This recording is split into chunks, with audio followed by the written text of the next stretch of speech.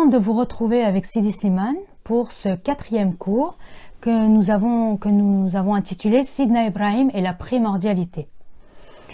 Avant de s'attarder sur la figure de Sidna Ibrahim, nous souhaitons faire un petit retour, ou plutôt une petite synthèse des cours précédents pour comprendre en fait le lien avec Sidna Ibrahim et Sidna Mohammed sallallahu alayhi wa sallam.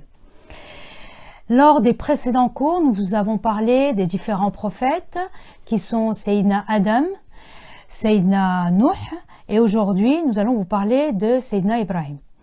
Ce qu'il faut comprendre, c'est qu'encore une fois, Sayyidina Ibrahim s'inscrit comme s'inscrit dans un cycle prophétique qui donc démarre par Sayyidina Adam.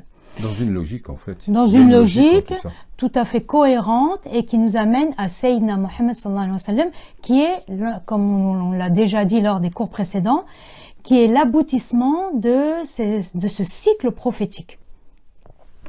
Sayyidina Adam, comme on a pu le dire, et comme Sayyidina Nuh et Sayyidina Ibrahim, ce sont des passeurs de cycle.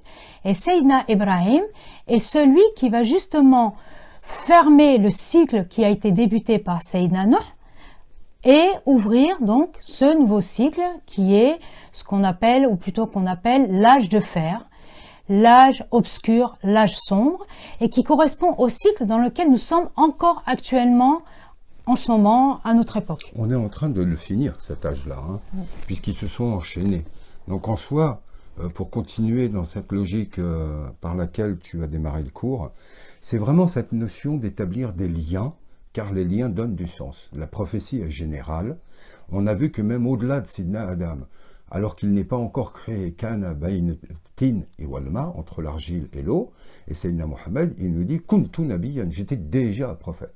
Donc là, on y reviendra, puisque c'est en lien avec l'intemporalité, avec la Haqqa Muhammadiyya.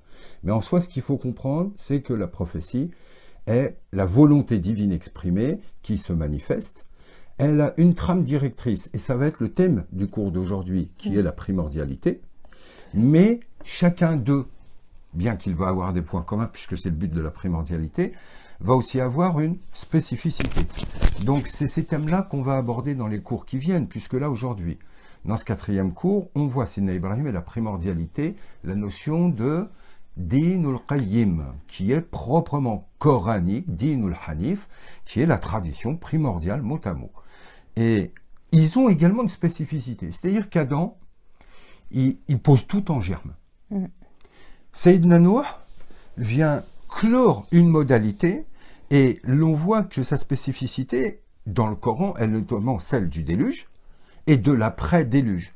Donc il y a antédiluvien et post-diluvien, et ce qui fait la spécificité, c'est qu'il va formuler la première charia, il est le premier rasoul, c'est-à-dire qu'on vient de faire un passage de l'intérieur à l'extérieur, ce dont était porteur l'homme intérieurement, naturellement, puisque sa fitra était sa charia intérieure, et bien ce lien avec cette loi divine qui nous est naturelle est perdu, et on a besoin d'une reformulation extérieure.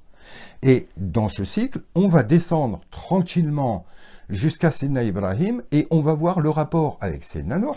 On va voir le rapport, puisqu'il ouvre le dernier cycle, ce que l'on verra par le verset 84 de la sourate Shu'ara. Et en soi, il est en lien directement avec Sayyidina Mohammed, mais pas seulement avec Sayyidina Isa, puisqu'il va ouvrir 2 branches hébraïques et arabes. Et donc le cours d'après, il est en lien avec Sayyidina Mohammed.